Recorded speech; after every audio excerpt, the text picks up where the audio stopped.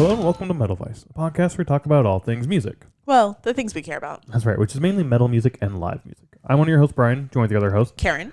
Karen, what is today's episode all about? We're going to talk about Machine Head at the Concord here in Chicago. Yeah, this was part of their Slaughter to the Martyr tour, North America Tour 2024, with Fear Factory, Orbit Culture, and Gates of Hell opening for them. Gates to Hell. Gates to Hell, sorry. Yeah. Gates to Hell. Yeah, on the sheet I have Gates of Hell. So I was saying Gates of Hell all the time, and then I realized that it is Gates. Or I was saying Gates of Hell all the time, and then I was like, oh, it's Gates to Hell. As you said, this was at Concord Music Hall. This was January 31st, 2024, a Wednesday afternoon, or evening, I guess. Ticket prices for this were $35 with $14.92 in fees, and then 42 cents in tax. 11 of the fees, though, were... That must be why it's so high. It must be. $11 for the fees was for the physical ticket and the delivery of the fees. Okay. So let's see here. Oh, yeah, 11. Yep, so, that played into the fees for that ticket. It was for the physical ticket to actually be mailed to you. So I'm fine with that fee. I prefer to pay more to have a physical ticket. It's a little souvenir. Not many times you can do that anymore. So every time I do opt for that option. 11's a little steep for that, but we might have to discuss that.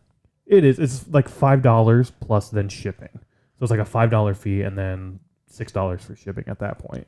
But yeah, it does add up over time for sure. Yeah. Yep.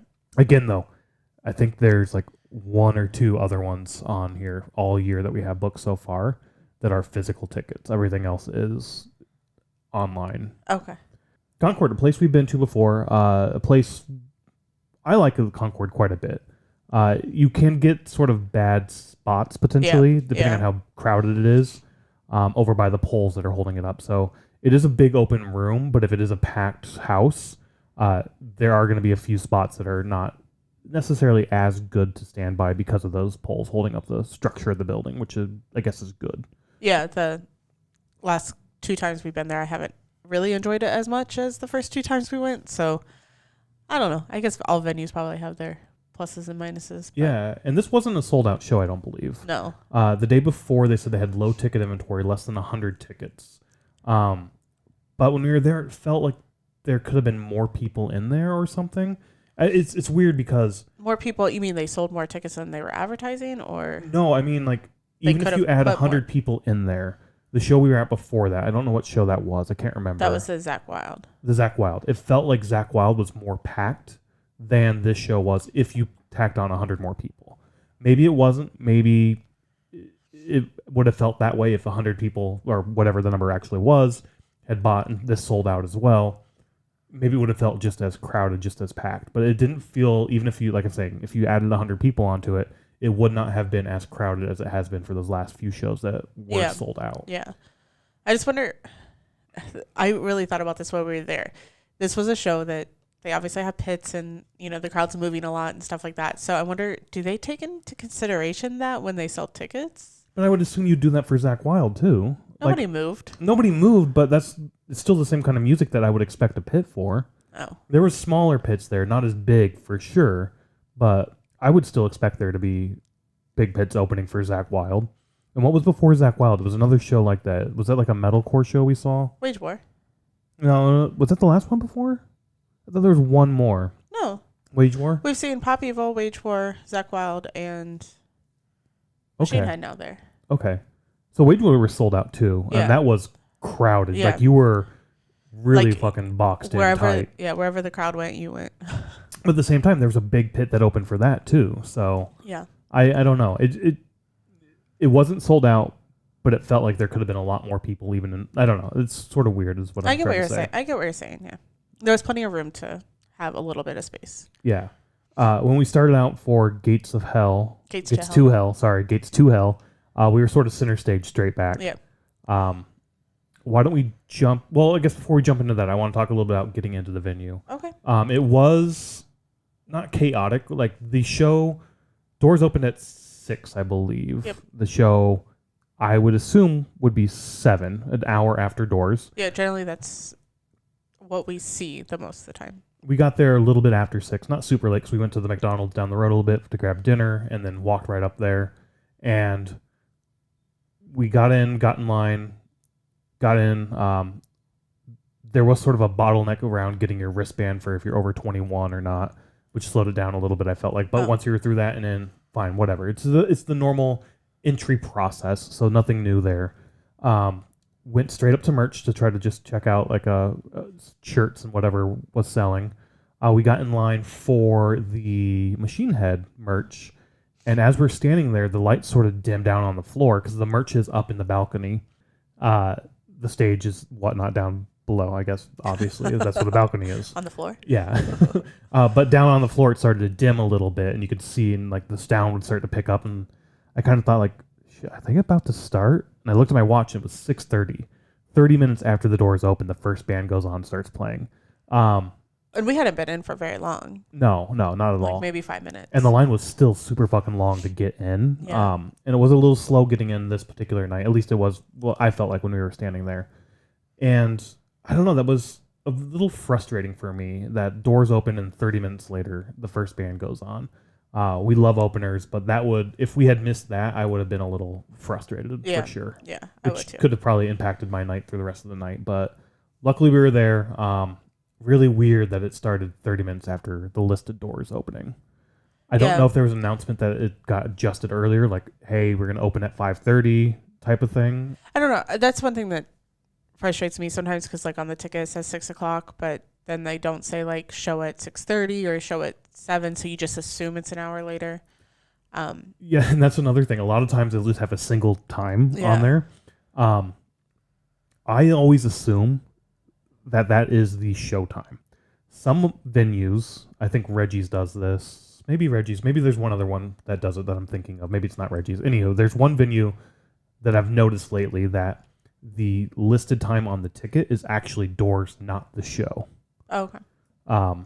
Which is just weird because I always assume it is the show time. I think that's what you were saying.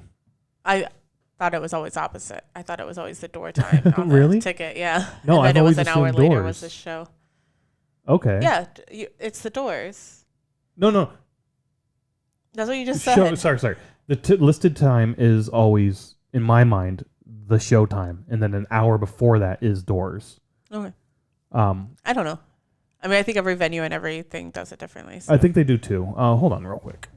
All right, going to pull out our old stack of tickets that we haven't framed just yet. So Machine Head, 6 p.m. No other information on there. That was doors. Yep. So, all right. Zach Wild, 7 p.m. That was doors. Was that doors? Yep. Okay. This Big Bad Voodoo Daddy, 8 p.m. That was the show. The show, yeah. Oh, this one has both. The Who. See, this is I like this. This was the Vic. Doors 5:30, show 7 p.m. That's fucking weird to have an hour and a half between doors and show. More Who. Hollywood and Tech 9, 7 p.m. I think that was show. Doors. It may have been show. I think there were 4 acts that night. Anyhow, whenever I do our spreadsheet, I always put that time as the show time, unless it says doors on there also. But it's all different. Every venue's different. Even like AXS, who are a lot of the ticket ones that we have, because they're like one of the few ones that still print tickets. Yeah, and that one got all fucked up because that one. Bullet for my Valentine, it says 5 o'clock, and the show actually started at like 5:45. Yeah. I remember that was like super early. Everybody's different. There's not a consistent way to do it. Even as we were saying with AXS, the venue is what really it is. It's the Vic does it one way. AXS distributes to the Vic as well as Concord. Concord's venue did it a little bit differently. So it's got to be how the venue probably hands off the ticket to the distributor or whoever's distributing the tickets and whatnot. Anywho, the point is, I expected it to start at 7. Yeah, I did too. I just assumed it started at 7. So, anyways, that luckily was we didn't miss it. It would have, I think, fucked up my evening. Oh, I would have been pissed if we would have missed them. Yeah. But the first band was Gates to Hell, not of Hell. Gates to Hell. Yeah. Did you know anything about this band before going in? No, this is the only band I didn't know about. Same. I didn't know anything about them. Why don't you read off the set list for us? Yep. So they started with Possessed, Midnight Sacrifice, Malice, Resurrected, Human Extinction, Hell's Warrior, Fortress of Torture, Evil Spirits, Bloodlust, Gates to Hell, Dissimulation, and then they ended with Drenched in Your Blood, which they played 12 tracks in 27-ish minutes. That was the first thing I noticed when I pulled Yeah. up their set list. So this isn't actually from the Concord set list on Setlist FM. That's still empty. There's nothing on there. This is from the previous night, I think, in Minneapolis that they were on the same tour with. Still playing the same slot and everything, the first opener. When I pulled this up, I was like, there's no way this is right. So I went back and looked at the show before that as well. Sure enough, same 12 songs. Yeah, and I remember that night, and they were like really cranking through songs. So I added them onto the playlist, our playlist that we do, and sure enough, the songs are crazy short, like a minute and a half long each. Yeah. There's a couple that are just over 2, and I think one that's like 2.5 to 3 minutes. But everything is just boom, boom, boom, boom, boom, super fucking quick. I remember that from the show, that they were cranking through. I figured that they would have like 8 songs, though, not 12. But. Same. I don't remember it being that many tracks. Maybe there were a few moments that sort of bled in. They went one. But I don't really remember that from their set either. There was a lot of, I felt like, dead time in their set. Oh, really? Yeah. In between songs, there was sort of, you got to tune your guitar up. They had the backing tracks, though. They would have backing tracks going. Yeah. The lights would dim a little bit. The lead singer would sort of just pace back and forth. Every now and then he'd say, "Are you guys awake?" or something like that. But with that sort of dead time, so to speak, where tuning and whatnot and a little bit of the backing tracks going on, and then the lead just sort of pacing back and forth with very little crowd interaction. It kind of made the live performance for me a little boring, honestly. I got bored. I did. I really enjoyed the music, but I did get a little bored in between those dead moments where there could have been more crowd interaction, banter between the lead singer and the crowd. Again, it was sort of like, "Are you guys awake?" And then, "Yep," and then silence as he paced back and forth and whatnot. That's just one thing I noticed, is that I felt like that aspect of it was a little bit boring for me. Otherwise, though, like I said, the music was awesome. I think you might have a different take on this. A totally different memory of this at all. Okay. Like the whole thing. And this is a few days ago, so you could be completely wrong. It's been, 6 days since we saw the show? Something like that, yeah. I don't remember dead time. I remember fast paced, go, go, go. Like in between every song, it was just like they would start the backing track for the next song and they would just go right into it. That's how I remember it. And maybe that's what it is, was the backing track. I don't remember. I remember some bits had sort of like the backing track, which isn't backing music. It's like a movie quote or something going on that leads into it. Song. And even if you listen to the music on Spotify, it's that same sort of bit that's going on there, which is kind of cool to carry over. Yeah. I don't remember much crowd interaction. I remember them saying like, "Are you ready for Orbit Culture?" And they did all the bands in different times of their set though. In between songs, they do one at a time. Yeah. But yeah, I mean, I was never bored. The minute I heard them, I was like, I love these guys. They're probably going to be on one of my top lists for this year. Unless I forget, because I mean, it is January. But gotta start filling out that list now. I know. As things change. I know. But I had the same feeling when I heard them live that I did like with Wage War and Brand of Sacrifice and Whitechapel.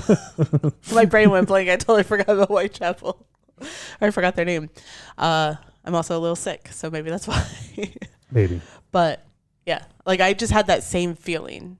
I'm not saying that I'm gonna, listen to them as much as I do those bands, but I had that same like inner feeling of like how much I liked them. So I knew you definitely liked it, because as soon as their set got over, you're like, all right, let's go up and get a shirt. Yeah. And you went directly up there and like, you want to come with? Like, you're more of like, I'm gonna go up there and get a shirt. You can stand here if you want. I'm fucking going up there. Yeah. And I was like, yeah, they have a bar up there and that's less crowded, so I'll go up with you.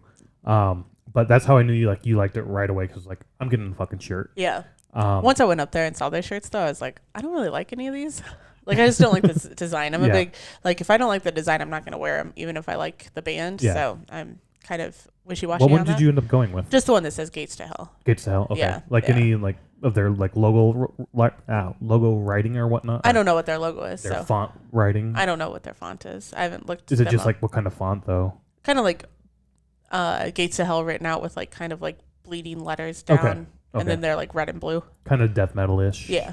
Okay. A little death not metal. as Yeah. extreme with like the you can't fucking It's not read like it. Sasagomedagog. I don't even know how to say that band's name. But yeah, that's how I knew you liked them right away. Yeah. I just wanted to support them. So Yeah, I was no. like, I'm going to go buy a shirt. So And like I said, it's when I was watching them, I really enjoyed the music. I really did. Coming back and adding them to the playlist and seeing how short they are, I don't know if I still listen to it again, and I do really enjoy their music. It's really fucking short and not really. I would like more length to their tracks, but maybe not. I don't know. I need to listen to more of their music. It definitely gave off sort of a napalm, deathy. We're gonna be quick and loud and fucking hard, like just super fucking quick tracks and whatnot. And yeah, it was definitely like hardcore death. Like a mix music. of punk, definitely the punk pulling in there as well. Yeah. So I mean, again, I love the music. I just felt like their live performance was sort of meh at best. But then again, you got to keep in mind like these are fucking young ass kids. I noticed that watching them. Like these kids are fucking young. Yeah. And I went back and they've got like one album. They have one album and then singles that came out in like 2021. Yeah, I think so. So they're super fucking young. I think give them more time on the road, give them more experience. Yeah, old man. Stop. Well, that's what I'm saying. It's like, yeah, I know what you mean. You've got to get out on the road. You've got to do more live performances, and as they get that under their belt and as they get that experience, I think that's going to change their live performance. Oh yeah, definitely. Yeah. So seeing them now, and definitely I want to see them again. We've mentioned this before. We've even seen bands that we absolutely hated their set, and we saw their set like a second set of theirs later on, and we're like, I don't remember it sucking as bad. Like this is a lot better than last time. Yeah. So while I said I think you said that wrong. I think you were like, they suck, but this time I like them. Yes, that's what I meant. Yeah. Not like they didn't suck as bad. Yeah. last I mean, time. we've seen bands like that too, where it's like, Yeah. I liked them, but now I don't. Their last set was so much better. Yeah. It's going to change night to night, show to show. With as they age and as they get more experience and how they change things up, it's going to change. They were the first band. There's a lot of fucking equipment on the stage. It was a smaller stage. They don't have much room to move around. So maybe that was playing a factor into it. In any case, I do want to see this band again. I want to see them live again. And I'm really excited to see as their career goes down, as they get more time under their belt in terms of touring and playing live. I want to see this evolve and see how it goes. Like we've seen a few bands over the last few years. The main one that comes to mind is Avatar, where it really hasn't changed that much, but their stage setup and how they interact with their stage has changed year after year after year that we see them. So I'm really excited to see like this band as they progress, like how it's going to change from time to time. I don't know, just my thoughts on it. Yeah, I don't think Avatar would be a good example.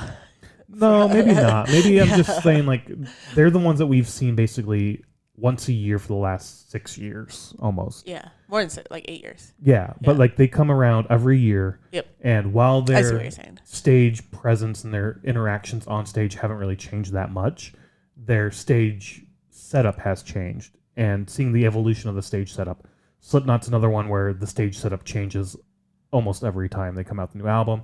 I think this last one, I think their current setup they really like, so they're going to probably stick with that. But I love seeing that evolution as well. That you change your stage setup. This band, Gates to Hell, I don't really see them having a big, massive stage, like props and shit with them. But seeing how they experience and what they do differently as they basically, just, I don't want to say learn, but as they grow and you know what I mean? You know what I'm trying to say? Yeah, I totally understand what you're saying. I don't feel like it's coming across that well. When I understand what you're saying. I don't think comparing them to Avatar and Slipknot are good examples. No, I'm not trying to compare them. I'm saying, no. Even comparing the evolution of what they're going to become is a good comparison to Slipknot and Avatar. All right, fine. I did say that wrong. What I'm saying is I like doing that with other bands, and those other bands that I brought up were bands that you could look at and say they've had that evolution of things have changed time and time and time. Okay. That's sort of where I was going with it. Not that they were going to become one of these bands. No, you were not explaining it well enough then. All right, well then, fuck, whatever. Maybe we cut that out. Maybe we don't. I don't know. We'll leave it the fuck in. I'm lazy. I'm not going to cut it out. I'm probably not even going to cut out my coughing this time. I'm probably just going to leave it all in there. Anyway, I love the music. The performance for me was meh. You, on the other hand, were a big fan of this. I loved it. Yeah, it was great. Then we get Orbit Culture. Orbit Culture. Following them. Why don't you read off the set list for Orbit Absolutely. Culture? So they started with Saw, Alienated, Black Mountain, Descent, From the Inside, While We Serve, and they ended with Vultures of North. Only 7 tracks compared to the 12 that Yeah. Gates to Hell played. Yeah, but they had the same set time, like 30 minutes. They did. Their songs were longer, obviously, like 5 minutes each. Yeah. I was kind of disappointed that they only got 30 minutes. So I was kind of like, you can forego the Fear Factory and just play for an hour and a half. So we've been to shows where, and the one that always comes to mind when I think about this, not comparing this to Ghost or anything, but even though they're both from Sweden, but when we saw Ghost last time with Amon Amarth, and they come out and they're like, we've got 2 more songs for you, and then it's done for the night.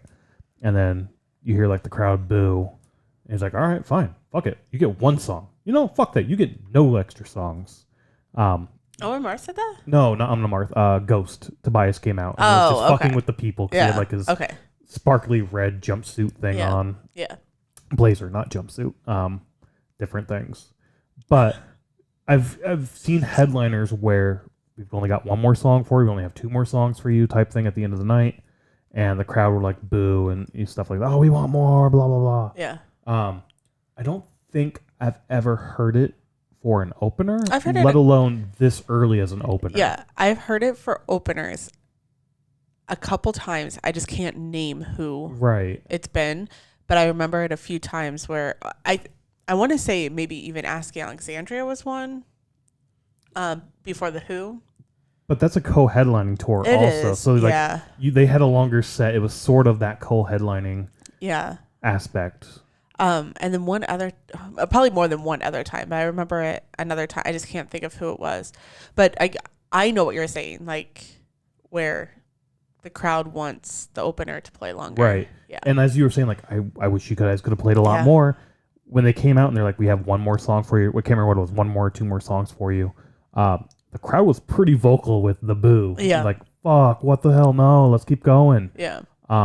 I was kind of there with them. I love Orbit Culture. I was too, yeah. We saw them for the first time last year with Avatar. Yes. As the first opener, I believe, as well there. Yes, yeah. They were the first opener there of 3. This is a 4-band set, so they were the second opener, not the first opener here. Any case, when they came out on stage, I don't remember. So their stage also, they had these sort of like animal wood sort of sculpture-y things on stage with them. I don't know if you saw that. Yes, in the back, yeah. Did they have that with Avatar? No. I didn't think so. I think that's new. There was no props, yeah. Well, I don't know if it's just because they were the first opener, so they didn't bring any props or what. I mean, I don't know what the whole situation is. And they did play the same night as Atreyu and Memphis Mayfire at the rave. Yes. However, we have a whole episode on it, but we did not buy a ticket, so we were not one of the people who snuck up and watched that show. And we stayed for the end of the show we did pay for. Yeah. And by the time you turned around to walk up, they had closed off that entrance. Yeah. If we had left 10, 20 minutes earlier, like a lot of people did. Yeah. Even probably 5 minutes earlier. Yeah, because I saw them easily snuck on in. Yeah, I wish we would have went to the box office and just seen if they had tickets, purchased tickets for Urban Culture as well, went to both shows. I think it would have worked out fine. I think it would have. The whole episode that we did on it was we did not pay to see Orbit Culture, so I thought that was disrespectful to Orbit Culture to sneak in and get a free show when they're not getting any of our money. Yeah, exactly. Like we talked about it on that episode, like you said. It was more of like those, we feel uncomfortable doing it, even though we easily can. A lot of people are doing it. We saw a lot of people that were at both shows. I mean, I went up for a little bit in between set changes. I went up also, but did you? Okay. I went up between set changes, but also nobody was performing up there. Okay. Yeah. When I went up, somebody was performing. And I stepped into that bar stage because that's where they were playing, was the bar stage, which is a tiny little hole in the wall venue. Could you imagine seeing them there? Like, I think it would have been so cool. It would have been, because I don't think they're ever going to play that stage again. No. When I was watching them and hearing their music again, I remember just being awed by them the first time we saw them with Avatar. Just the music caught me. The stage performance was great too. They could really they own the stage. They're bouncing around a lot. They've got good energy on stage, but the music is fucking awesome as well. and I loved it, but I really haven't listened to it other than when it comes on the playlist and Yeah. shuffling and whatnot. Yeah. Um, I've listened to it a few times, or like not even on the playlist, but just like sought out. I did Culture. yesterday. I listened to Okay. the set again, and I need to listen to it again more and more because I really like their fucking music. Yeah. And anyway, when I was watching them live this time with Machine Head, I was like, there's no way they're not going to be headlining here very fucking soon. Yeah. These guys are fucking amazing. The music is great. Like I said, the energy on stage is great. They can put on a fucking Yeah. show. The whole crowd was into it too. But it's so fucking good. There was Yeah. one song, I don't know what song it was, but I tapped you on the shoulder and pointed over. In the pit, they're doing jumping jacks. I don't know if that's a common thing for that particular song with Orbit Culture or not. I don't follow them that closely to know. But motherfuckers were just in the pit doing jumping jacks. Yeah. Everybody. Like, I don't know. It was fucking awesome. They got the crowd into it. And again, like I said, at the end of the night, we've got 2 more songs for you, and the crowd fucking boos. Like, and you could see them like look at each other like, oh shit. Fuck. Yeah. All right. So hopefully that was like, oh shit, fuck, we need to come back to Chicago and do a headlining show. I think so. I think that's what it is. Even if it's at like Reggie's or something Yeah. smaller, like that'd be awesome. Again, like they did a headlining tour last year that we sort of missed out because we had another show going on Yeah. that night. In the same venue. In the same venue, but I could see them definitely coming back, and I don't see them staying small or playing these small venues that much longer. Yeah, no, I Or don't these think so. smaller Yeah. venues much longer. One thing I noticed listening to them this time versus when we saw them with Avatar or when I've listened to them on Spotify, and I don't know what changed or what made me think this, but the lead vocals, I mean, he does a really good job on like kind of a rough vocal and then not like a scream or a growl, but like a rough vocal, and then also has like a clean vocal with it.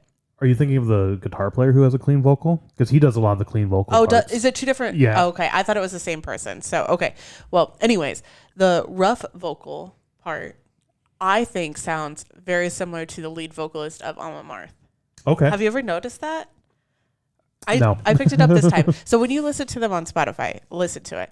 And I know that they're both from Sweden. I know it's similar type music and everything. But when I heard that, I was like, you wanted more death metal, like stuff to add to your death metal vibes or death metal like playlist or whatever. And I was like, you should add Orbit Culture to your little playlist or whatever you do. Would you consider Orbit Culture death metal? Yeah. I wouldn't. What do you consider it? Apparently, Swedish melodic death metal? is that what this is here? That's what that says right there. All right, hold on. We just Googled this here. Orbit Culture is a Swedish melodic death metal band from somewhere in Sweden. Weird Sweden names. Oh, I have no clue what that says. It's only 5 letters, but I don't know what that says. EKSJO, with the O has the little umlauts. Yeah. Little ticks. All right, so that's funny. That first sentence, melodic death metal. If you go to genre just below it, groove metal. So like that, like little Wikipedia bullshit, wherever it's being pulled from, is. That's coming from orbitculture.com. Oh, is it? Yeah. Okay. Well, So the little write-up's probly from orbitculture.com. probably directly from there. Yeah. Yeah. Do they have like an about us, like a company would have? Join our team. Contact us. I mean, there's a contact with Facebook and Instagram and all that shit. I don't know. I've always thought that Orbit Culture was death metal. I don't know. Why would you not consider them death The metal? clean vocal aspect of it. Well, that's the being- melodic part. yes, sure. That's the melodic part for the death metal. But every band that has a growl is death metal. No. No, that's what I'm saying. That's why I don't know. To me, it was more thrashy. There's a lot of thrash elements to it. To me, I'm gonna have to listen to it. I didn't pick up thrash at all. I get a lot more thrashy elements in it. To me, This is why genres of music is so stupid. oh, it is for sure. I mean, I definitely get the death metal aspect with the growls. Like when you say death metal, you're like, oh yeah, it's gonna be growls. And I guess I don't know. When I think of death metal, I guess my mind gravitates more towards black metal than it does death metal. Because when you say death metal, I go towards Behemoth. Like, Oh yeah, that's black. Yeah, that's a different style of metal, Brian. I get that, I do. But when I hear death metal, it's like Behemoth is death metal, and they're like, no, this isn't death metal. Like, Isn't Behemoth like power black metal? I don't fucking know. I like Behemoth. That's all I know. I know. It's good fucking I know. music. I enjoy I it. actually thought, and we may never do this, but just stop genreizing the bands. I get it. But then how do you like describe them without like saying like the death metal sounds or the Right. death metal growl or the, Exactly. I mean, because that's how, if you're describing it without playing it, which we can because YouTube's stupid and would probably ding us, but it's like, how do you explain it without using those words? You need to genreize it for sure, because then you can't say like, well, there's 3 Days Grace, which is radio metal, and then you can't have like Orbit Culture. Like, I could definitely see Orbit Culture being on the radio for sure. Like, Really? I felt like that their music would fit great on the radio. Oh, see, I would disagree there. I But don't think again, this is played on the I don't radio. know. I wish there was more metal on the radio anyway. Yeah. And if anybody's going to bridge that gap, I figured Orbit Culture would, because they do have that melodic or clean vocal aspect. And maybe it's during that clean vocal where I got a lot more of the thrashy elements to the music. But Maybe that's the groove metal part. maybe it is the groove metal part. I don't know. Orbit Culture's fucking awesome. That's all I know. Yeah. And we just like to go to concerts. We don't care what genre of music kind of. Metal's where we want to go to Yeah. mostly. We'll go check out other shit, as we're going to do, I think, with our next show, actually. Oh, yeah. Yeah. The next couple are a little different. They're going to be different, yeah. Which I'm excited for. Yeah. Yeah. Something different. The last thing I have to say about Orbit Culture, other than them being fucking awesome, when we saw, I completely forgot about this until they came on stage. But the one dude I need to say his name instead of the one dude, but the other guitar player who does backup or the clean vocal aspect that I noticed, or I think he does the clean vocals, came out wearing a Blackhawks hockey jersey. Oh, yeah. For The one with the Patrick really Kane. long hair. Yep. Yeah. Yeah. And Sometime we're going to do our research and figure out what their names are. yes, all bands that we talk about. Yes. And not to say just them, one person. Yeah, we need to get better at that. Fuck.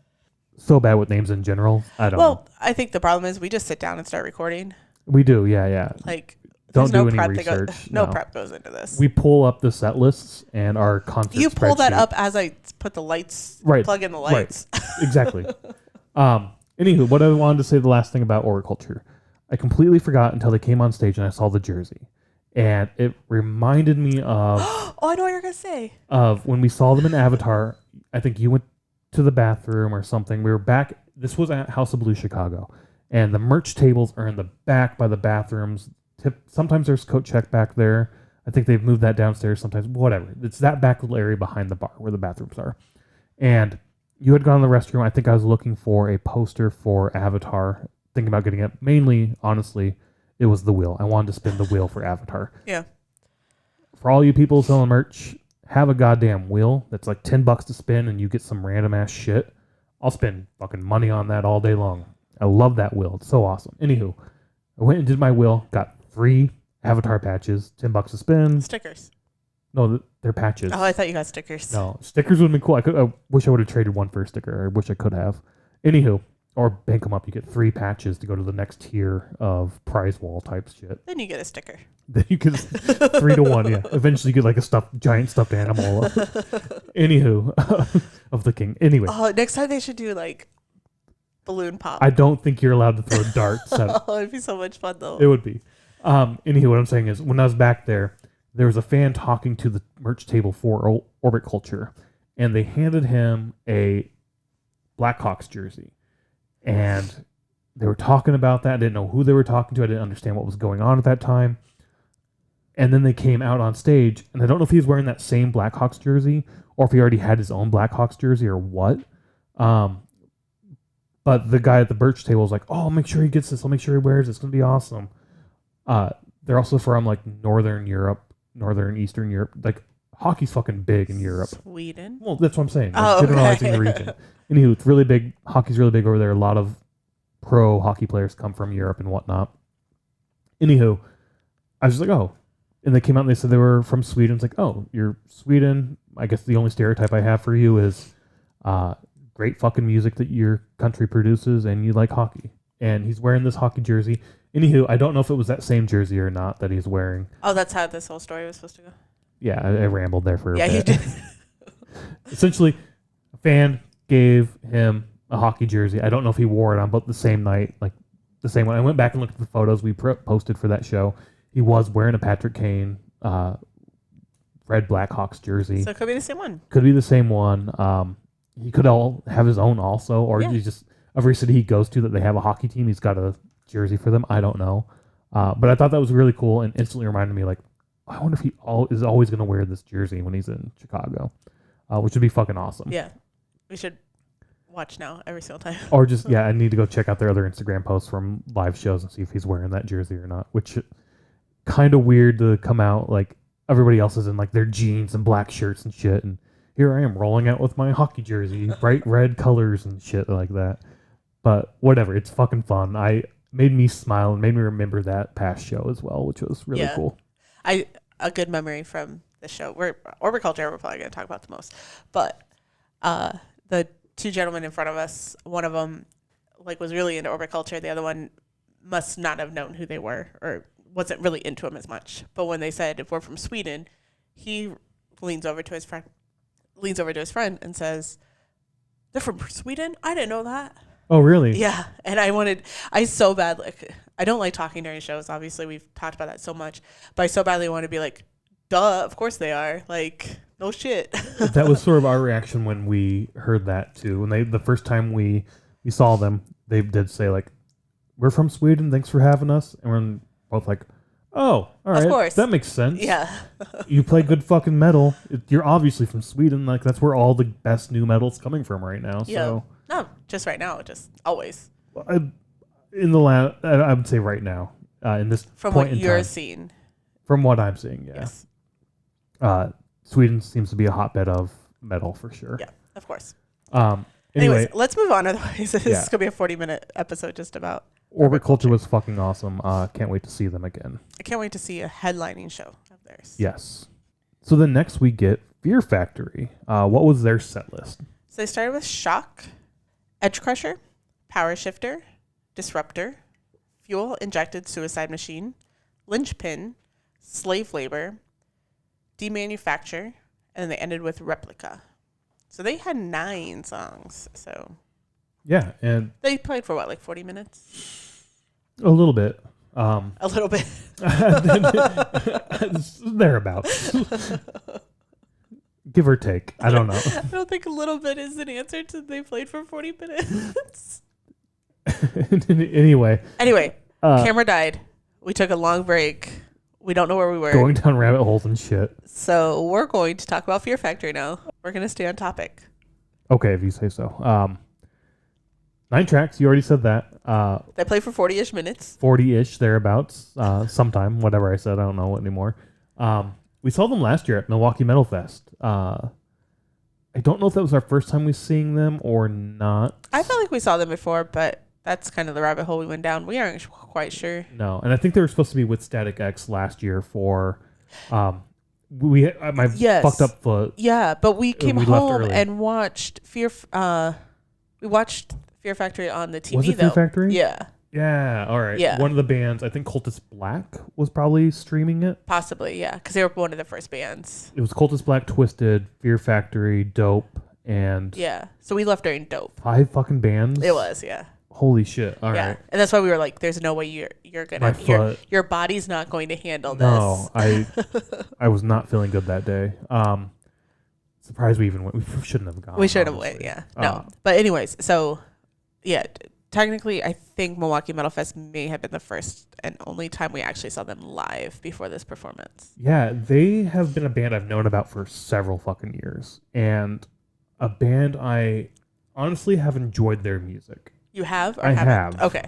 I don't listen to it all that often. I don't seek it out all that often. But when it does come up on like a shuffle or I have the Resident Evil CD for the first movie, and they're on that. And that CD that album is fucking awesome. So many great songs by so many great artists, and it flows so fucking well that I love that CD so much.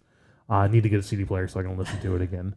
But they're on that, and it fucking fits so well with that movie and the aesthetics of that movie, and just in the compilation of that album with all the other artists and the songs that were picked for it, and it's slotted so well. If I remember correctly, it's been years since I listened to this album, but I just remember like they come on and I fucking love their shit. But it's not something I've seeked out all that Yeah. often, honestly. And they're in this, they're classified, again, going back to the genres and how genres suck. They're classified, or I've always classified them as industrial metal. I could see that. And industrial metal is a weird kind of metal to be in, especially because I think of Rammstein also as industrial metal.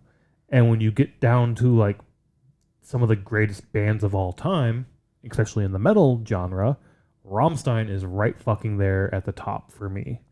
And I'll start to listen to Fear Factory, and I'll start to get the itch for Rammstein, and I'll instantly jump over to Rammstein and start listening to that. So most often I will jump from Fear Factory to Rammstein because they get me in the mood to listen to Rammstein, or they'll hit something that's like, oh, this is reminding me of some sort of Rammstein song or something. I haven't listened to Rammstein forever. I'm going to go listen to that now. Which sucks because I like Fear Factory music a lot. I'm just saying, like, I don't listen to it all that often, as much as I should. Yeah. Which is a little disappointing, but I do like their music. Their stage performance and this particular performance, I really fucking enjoyed. I don't know if you did as much. I don't really remember it. Oh, no. All right. But I'm not in... I can't say I'm not into Fear Factory because when they were playing, I'm like, oh, this is good. This is good music, but I don't seek it out at all. And also, I just feel like Fear Factory has a sound, like the sound of their music, like it all sounds the same to me, and I just can't get past that. I can see some of it definitely sounding the same for sure. There are moments where there's this distinct element in this song, but there are a lot of elements that definitely bleed over for sure. I can see that. And I know people are probably going to be like, but your favorite band was Disturbed for 15 years of your life, and all their songs sound the same. Right. Which is true. There's a lot of bands that fall into that category for sure. Yeah. Their music, everything they write sounds exactly the same as they've always done. Which, whatever. If you like that sound, it's more music that you already like. Yeah. And it's more music you're going to like. I think my problem this night is I didn't really feel like Fear Factory fit into the set list. Into the bands? Into the bands, yeah, as well. Because you have Gates to Hell, heavy death metal, and then you have, or death, like a hardcore death, and then you have Orbit Culture, which is death metal, and then you have Machine Head, which is like that industrial metal. Industrial death metal kind of. I wouldn't say death on there, but yeah. Well, anyways, like it just has a sound. Yep. And then you have Fear Factor that's more like not upbeat. It's not even that. I don't want to say that they sound like Static X, but I feel like they sound like Static X. To some extent, I can see that. That sound, and I don't even know how to explain that sound. But I'm just like, it doesn't fit with this the vocals of every other band, and which I understand. Like all the bands don't need to fit the same sound in a night, but coming off of Orbit Culture, which I absolutely loved, going into Fear Factory, the only thing I could think of was I'd rather Orbit Culture be playing right now. Okay, interesting. And that's hard. And I know we've had this conversation before. It's hard once I get into that mentality for me to get into the music that I'm listening to at that time. Gotcha. Okay. Does that make sense? Yeah, a little bit like I was really into this. Now it's over. Okay, let's get into the next band. The next band isn't the exact same thing. And it's like, oh, I need to shift gears a little bit. And I'm not really in the mood to shift gears. So I'm not going to. And I'm just like, it would have been better to have Orbit Culture play longer. And then have Machine Head play longer. So I mean, we'll get to that, but like they didn't play that long either. Okay, so what you brought up as a negative, I loved about this particular tour is that to me, all four bands that played were drastically different in styles and just showing the range. And again, going back to genres and how we hate fucking genres, but going back and showing the range of metal genres that are out there with four fucking bands and how wide it can be. Because yes, you have that death metal, deathcore sort of aspect from, I don't know if it's deathcore, but you like that heavy death metal-y kind of skewed heavy death metal with Gates to Hell. Then you skewed a little bit less death metal-y, but still death metal aspects, I guess. I got the thrash elements in there, but maybe it's a melding of both, the groove metal, I guess, I don't know, whatever, of Orbit Culture. Then you get Fear Factory, which is industrial metal. Sure, industrial new metal. But even they weren't new metal because they came out in like the early 90s. New metal's like that late 90s. I don't know. He has early some 2000s. vocals though that sound new metal. But it's a new vocalist too. Oh, is it Yeah. a different vocalist? Okay. See, I didn't even know that I think history. it's Dino was the guitar player. Is his name? Okay. He, the bigger guitar Yeah. player dude. I think his name's Dino. I'll again get better at these names, but he mentioned the lead singer, but he's got a big shoes to fill, but he's doing a goddamn good I do job. remember him saying that. Yeah, yeah. But anyway, you have that style, and then you go back to more of a thrash metal style with Machine Head. Like, this was a great tour to show and demonstrate the range that metal music has and how it can be all over the place and how you can like multiple genres of metal. You're not sucked into one corner of metal, which into baddie metal. I don't even know what that is. I don't like the name of it. It's really kind of pissing me off that that's a the thing. New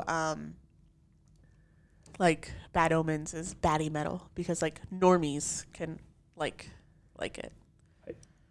Maybe I'm just an old man, but I really hate that I do fucking too. name. It's so fucking stupid. Anywho, what I'm trying to say, like, I felt like this composition of the tour was really great. Yeah. I get what you're saying. And that's why I really enjoyed it. Yeah. I get what you're saying about their music all sort of sounding very similar. The tracks sort of welding together and whatnot. I get that. I can pick that up for sure. But in terms of the live performance on top of that, like separating the music out of the actual performance on stage, what did you think about their performance? I don't remember it. I thought I said that already. Sorry. You did say you don't remember. Okay. I didn't know. I honestly don't. I don't remember. Like, there's a couple times where I can picture the vocalist, like, getting up on a riser or something. But other than that, I don't remember. I can't even picture what. Oh, I couldn't see the drum set because the drum set was like way in the back corner. No, that was Orbit Culture. Orbit Culture was in this side, I thought. So we. Oh no, you're right. You're right. Orbit Culture is way over. We had moved from the center over to stage left. Yeah, because I went and got a shirt, so we lost our spot. Moved over to stage right, and their kit was there I remember now. and more center. Yeah, but anyways, I can't picture anybody on the stage. I can't. Yeah. Yep. So it wasn't memorable to me. No. So. Okay. See, and that's how I felt for Gates to Hell. Okay. But that was more memorable for you. Yeah. For me, it was the reverse. Not as much. Yeah. I guess 3 things that jumped out with me are the like most memorable for me for this. One, there was a young woman on the rail doing like a photo, taking video of the lead singer and like just the whole band. And the lead singer comes over, bends down, starts like singing into her camera, then grabs the phone out of her hand and like holds it up and like sings into it. Oh, I didn't see that. And then hands it back to her. And then we were not quite a ways back. We were a little ways back from the rail. And like I could just see her and her hand like do the like oh my god to my face sort of shake, and then the scream of like the high pitched girl scream like I can't do it that well. You did pretty good. I hate that. I hate that high pitched girl scream. But like just the pure excitement and like the excitement's one thing. The high pitched girl scream. But that you can't control it. Sorry, it's like oh my god I can't. Oh shit, this is so fucking awesome. That energy, that sort of happiness, so simple for him to do. Just reach down, grab the phone, and sing into it, and like made this young woman's fucking year. I bet. Yeah, like, I don't remember that happening. I remember that, and that was sort of like it made me smile. Like that's fucking awesome. Like it takes so little to do something like that to impact somebody's life in such a great way. The second thing I remember, right in front of us, there when Fear Factory started. The whole crowd really started getting into it, and a big pit opened. But there's a guy in front of us who he was got having a good time. really fucking into it, jumping. Yeah, and he almost seemed like he wanted to start a little pit in this area too. There's a bunch of people around and whatnot, and a few people weren't really into it. They're like, "We're here. We don't want to pit. We wanted to pit. We'd go in." And there's another guy. Both these people bald, so super strong dudes. You're bald. Yeah. That's what I'm trying to say. I'm a strong. I Yeah. doubt it. No. The one thing is, one guy had this kick-ass fucking mustache. It was a pretty solid mustache. Anywho, we're rambling again about shit. You're rambling. I'm not talking. But the mustached guy with the kick-ass mustache is like, "Come on, stop. We're trying to enjoy the show. The pit's over there. Head over there and enjoy yourself there." So the guy who was having fun.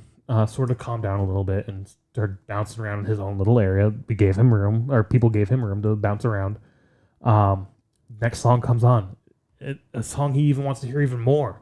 and gets super fucking pumped again and starts getting rowdy again. And these two almost fucking fist fight like right in front of us. And a third gentleman just gets in the middle of both of them. Like, no, fuck this. Stop. No, calm down. Fucking stop. They end up hugging it out, and then the guy ends up leaving, and I think he goes to the pit to have fun with wanting to pit finally. You know what I mean? I do remember that. I thought that was kind of fun. I've never actually seen a fight at a show. I'm trying to think about. I think I've seen people get drug off after fighting, but I've never actually seen like a fight about to happen. I know we did like a 666 on the top things not to do in concerts, and one of them was get drunk and get in a fight, which this was two people wanting to have fun in different ways, enjoy the show in different ways. And just a third guy just stepping in like, come on, don't fight. Enjoy the fucking music, have fun, but don't fight. That was kind of cool to see that, I guess. Yeah, I remember that happening. I don't remember the band, but I remember that happening. I didn't know it was during Fear Factory, but I remember it happening. But I mean, the whole crowd was jumping and getting into it. And I just watched a video on on Instagram of Fear Factory. Like, thank you, Chicago, for the fucking awesome show. And just the camera guy in the crowd showing the pit and then showing the entire crowd jump. Oh, I actually remember the camera guy walking through the crowd, and that Okay. I get what they're doing. Like, they want to show, like, they want to film it and like film the crowd and everything, but it happened once at the Radius. I can't remember what show it was, but he was like right here, and I could hear the click of his camera. Oh, really? And that was so annoying. And then seeing this guy, and he kept walking, and I don't know what it was, but he just kept walking like near us, and it was just distracting me. And it was, I don't know, it just, sometimes that drives me nuts. Yeah, I only noticed it the one time that they walked by. Like, somebody, I remember this person walking that way toward the pit, and was like, all right, fine, go have fun at the pit, go have fun, do whatever. And then they started walking back towards us, and then I saw the giant ass camera. I was like, oh, you must be with like filming this shit. And he went over there like 3 or 4 times. See, I don't remember other than the one time, but yeah, I didn't get distracted by that too much. Yeah, I mean, and I get it. It's their job. It's what they're there for. But also with their set, Fear Factory did the same thing Orbit Culture did, where we have 2 more songs for you, and the crowd fucking boos again, and they're like, you know what? You guys have been fucking awesome. We're going to come back as a headliner real soon. So I'm excited for that. I really am. I thought the crowd was fucking awesome. I thought the music was great. I thought their stage performance was fucking on point. Like, everything about this, I really fucking enjoyed it. Cool. More than I enjoyed their set at Milwaukee. Yeah, Metal Fest. I don't remember liking it at Milwaukee Metal Fest, but I think we were kind of. It was the last day. Yeah. We were super fucking tired. That whole week. Like, the whole car thing on the first night, like, really screwed everything up in terms of our sleep and then the hotel room, having an east-facing room every morning, like bright light, at 5 a.m. Yeah, it was so bad. Like, we just sort of stood up in the balcony and watched down, and we were just exhausted, honestly, by the end of it. That it was sort of like, all right, we're gonna listen to the music. But I did enjoy this set so much more than Milwaukee Metal Fest, and again, I wasn't as tired, so maybe that's what it was. Right. I can't wait to see an actual full set for them. I would like to see it in a different atmosphere as well. Maybe a different mindset, like knowing what's going to happen. Well, I think that's what I mean by a different atmosphere. Okay. Don't tour with Orbit Culture and have Orbit Culture before you. Because no, I'm joking. But yeah, I think that would change my mindset. Yeah. Then we get to the headliner for the night, Machine Fucking Head. Machine Fucking Head. What do we have for their set list? They started with Imperium, 10-Ton Hammer, Choke on the Ashes of Your Hate, Aesthetics of Hate, Old, Locust, The Blood, the Sweat, the Tears, No Gods, No Masters, Slaughter the Martyr, Bulldozer, From This Day, Davidian, and they ended with Halo. They kind of had 2 encores, because I remember them going off before. Was it before Bulldozer? I think so, but they also did it during Locust. They did it a few times where they all left the stage. Okay. I don't remember it during or after Locust, but or before Locust. Going into Locust, they did it. Oh, okay. No, I don't remember that either. But yeah, they did sort of do the same thing for Bulldozer, I believe. Yeah. So first when they did that, I was like, oh my gosh, it's over already, and it was only like 10 o'clock. I was feeling it. My feet were starting to hurt. My age was starting to wear in on me. I was feeling it, and during the middle of Fear Factor, I had to pee, and we were all around the other side of the venue, and yeah. I don't know. 4 bands is a lot in the middle of the week. It's so funny because I just edited Creator, which we saw in June of last year, but we just posted it the week that we saw this, I think, and you complained that there was 4 bands there too. I'm not complaining. I like it because I mean we got to see Gates to Hell, and while I wasn't that big necessarily on their performance, I really enjoyed their music, and I'm glad I got exposed to their music through this experience, through this show. 4 is the top line for a regular show, I think. Once you start adding 5 or 6 bands for like, we're going all out and gonna have a whole night of music. Cool. I'm fine with 3. I like the standard 3 bands. It's a good, like, I know what I'm getting into. I know what I'm getting into here with 4 bands. Just adding one more band, but I don't know. 4 is the limit, the top threshold for me. Not saying it's bad or good. I'm just saying that's the top. Okay. When we go to Milwaukee Metal Fest and you see your 4 bands, you're going home. That's different. Because you're at a festival. You know what to like. It's a different mindset that you're in. I don't know. It's weird for me. I don't know. I'm gonna say after 4 bands, I'm gonna be like, you're going home. Fine. I'm staying. You're done. I'm staying. Any case, another band from Milwaukee Metal Fest, Machine Head. Oh yeah, but we've seen them one other time. Is it only one other time? Just one other time. Black Friday in 2020. Oh yeah. 2022 when I had a panic attack driving to the venue. Yes. But we watched them on Nugs. A lot. We watched them on Nugs. Which is the same performance.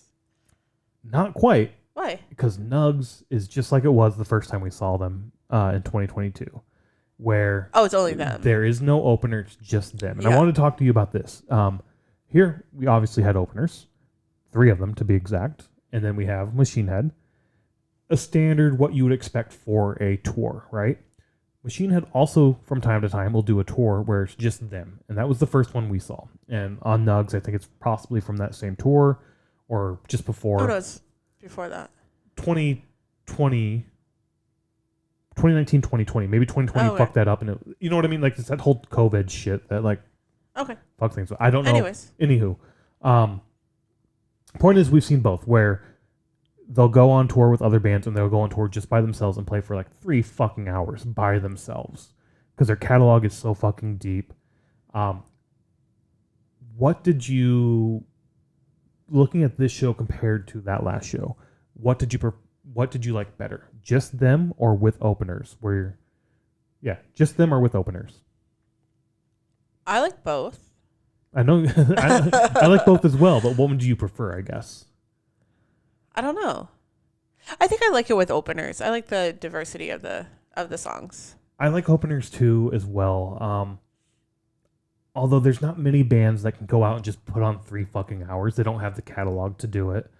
There's a few bands out there that I think could do it, but I think there's a lot of bands that could do it, but they don't. Yeah. I don't know. I was watching this and you were saying like when they got to Bulldozer and like you're over already. It's been like an hour.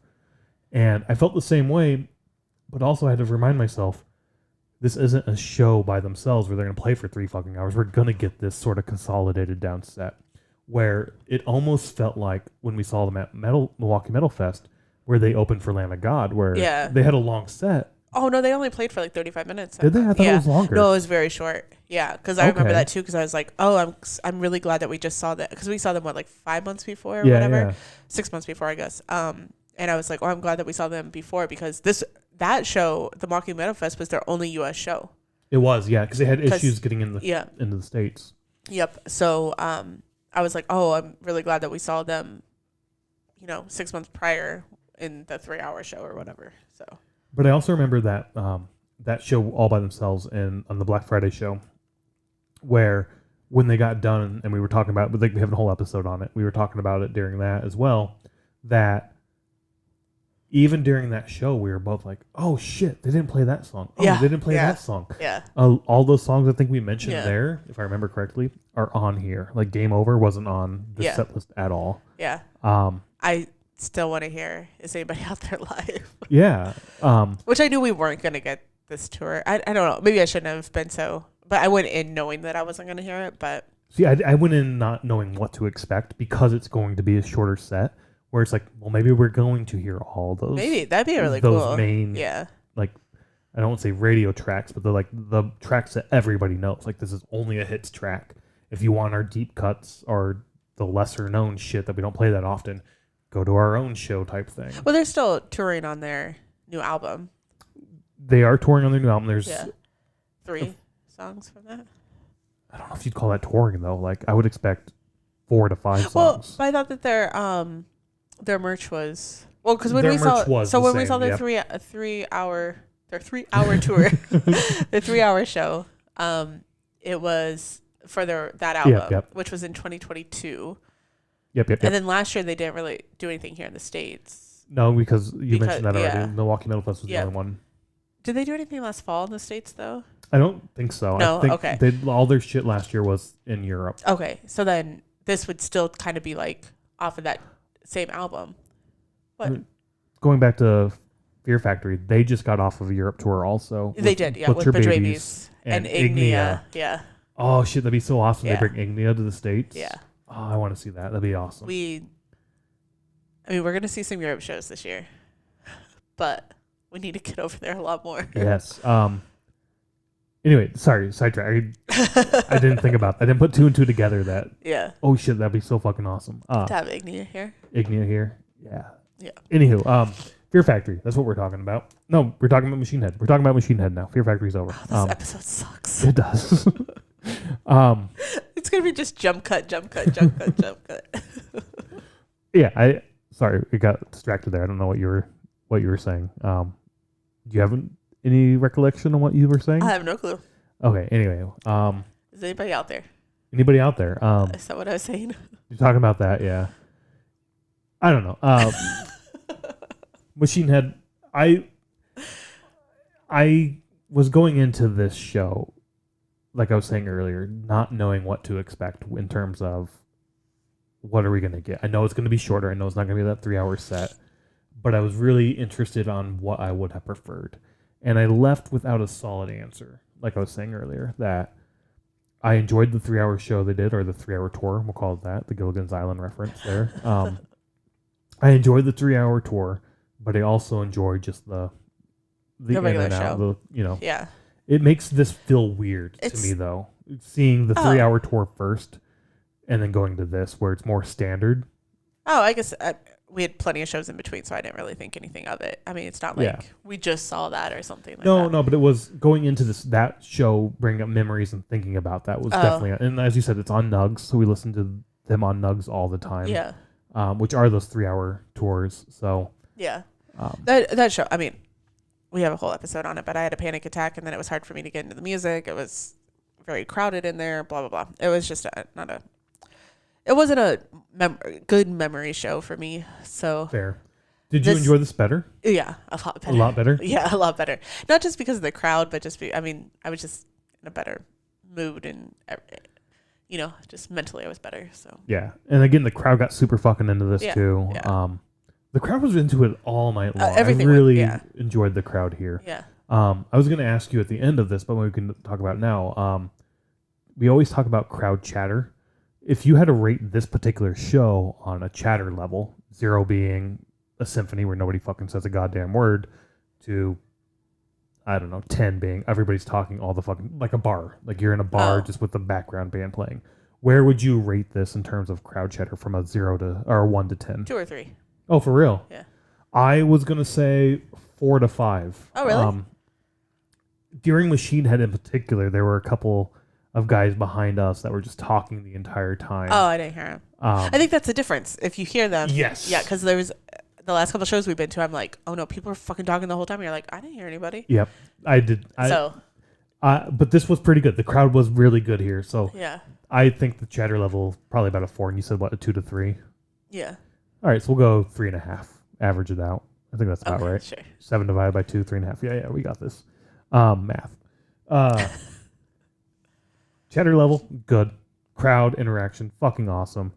Their stage performance, again, great. I love Machine Head. Their music's awesome. It's more of that thrashy metal, which is Yeah. where I got into metal with, right? So, bringing me back home to sort of like my roots in terms of getting into metal.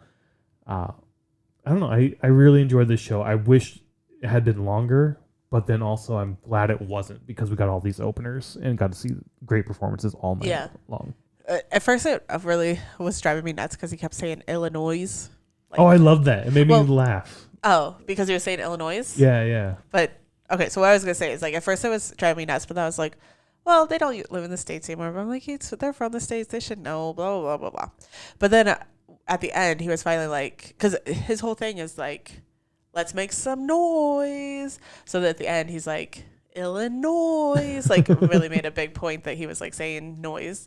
So I was like, oh, and now it all makes sense that the whole night he was like, Illinois. And them talking about like they do have some crowd interaction, Yeah. and crowd But it's the banter. same. With their longer show. I think it's going into Locust, where he'll come out and he'll just strum the guitar for like Oh, yeah. for like 5 fucking minutes while he talks to the crowd. And he'll tell stories about the crowd's past tours and whatnot. It's fucking awesome.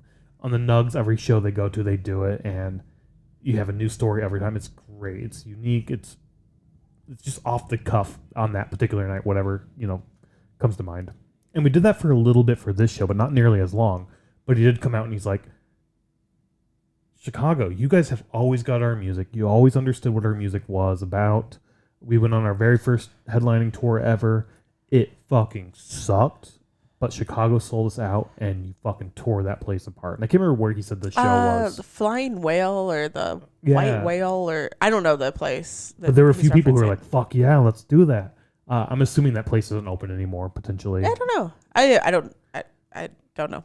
But, just that little interaction with the crowd, I did like that. Because it was a shorter set, you didn't get nearly as much as that as you would at the 3-hour tour. But 3 hours. that's what I'm calling them now. Yeah. Yeah. I like it. It fits. Yeah, I really love this show. I want to see them again. They're so great. The first time I remember seeing them come to Chicago, they played the Metro, 2019-ish. Okay. And I wanted to buy tickets for it and take you there. Okay. But we had just saw a show not long ago at the House of Blues or something, and you only liked one of the bands. And we were walking home, and I have this vivid memory of you I saying, remember this. Yeah. I don't want to go to shows where I don't know all of the bands.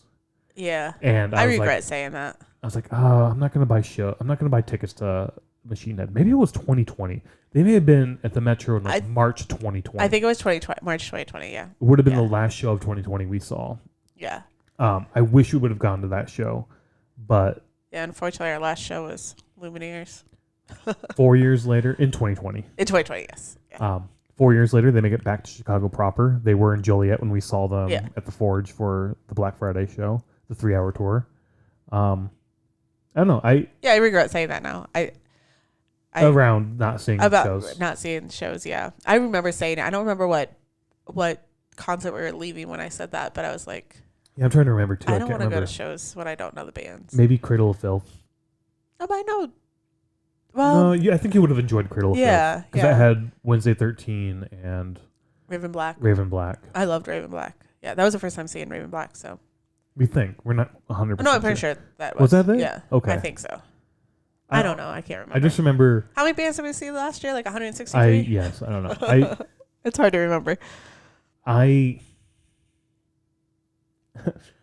don't, jumping around again to Raven Black. I don't remember the first time we saw them. It was after the End of This Moment show, one of the worst shows of our lives, Yes. the End of This Moment at House of Blues, Yes. that we saw Raven Black as the first opener. And she came out with a box of props. And I was like, fuck, it's going to be the same thing as Maria going backstage and changing and all this shit. This is going to be a horrible show. Came out, she fucking killed it. I thought it was awesome. I expected you to be pissed because of the props and because she's a woman. You hate all women. Of course I do. And you turn around to me and I was like, how bad was it? And your quote, or what you said at the time was, it's a big sound out of a little girl. And I was like, oh, is that good or bad? And you're like, I loved it. That was awesome. I do. I like Raven Black a lot. I would love to see She's coming them out with a again. new album. Yeah. Anyway, we jumped to somebody who wasn't on this show at all, on this bill at all, Let's just talk about every show except for Machine Head. except for this fucking one. I don't. No, you always say it about Lamb of God, where you say Lamb of God's going to put on the same show no matter where they are, everything like that. Stage doesn't matter where. Yeah. Yeah, I feel like Machine Head's the same way. We've only seen them 3 times now. Yep. But even watching on Nugs, it is the same show, kind of like the same banter and everything, but the performance seems to be the same. We've watched a lot of Nugs on it, but I feel like it's the same performance. Meaning the same energy, not the same performance as in like a Disturbed show where you get the same performance. It's meaning the same energy and everything going into the performance. Even with Disturbed, I get what you're saying, and even with Disturbed, when I say it, I don't try to. I'm not saying it as like a negative, and you're not either. You're not saying it as a negative. It's what you're going to getting into it, going into it, and what you're going to get is fucking awesome. And we're not saying it as like a negative thing. It's really positive. I guess the 3 times we've seen them is you have the teeny tiny 300 person, 400 person venue at Forge. 1,000 maybe. Yeah. Really? I think so. Oh, I thought it was every time we bring up the Forge, I think we talk about this. Okay. Anyways, a very small stage and very small location at the Forge. They played the ballroom at the Rave at a festival. Milwaukee Metal Fest, and then they played here where they have a little bit larger stage. But I feel like the performance is awesome no matter where they've played. Yeah, they're not going to change it, as you said, based on the size. It's the same goddamn performance you're always getting. And when bands can do that, and you can feel that way about bands, and the bands you brought up, Disturbed, Lamb of God, Machine fucking Head. Disturbed, I'm saying. Are you saying it as a negative? Yeah. I love Disturbed, but... It's good radio metal. It is. It's just... It's the same show. You know exactly what's going to happen. You know exactly what song they're going to play. I don't know. Yeah, I can They see need to that. change it. Yeah. But in any case... Anyways, we're not talking about Disturbed. We're bringing it back to another band. This whole tour, this whole show, second one of 2024. I know, I can't believe we've only seen 2 shows. It's been a blast. Yep. I can't wait for more music. Can't wait for more music from these bands. I just can't wait for more live music, and this is just helping with it. So hopefully we see you at some shows, or just go check out some live music because it's fucking awesome. Yep. Bye.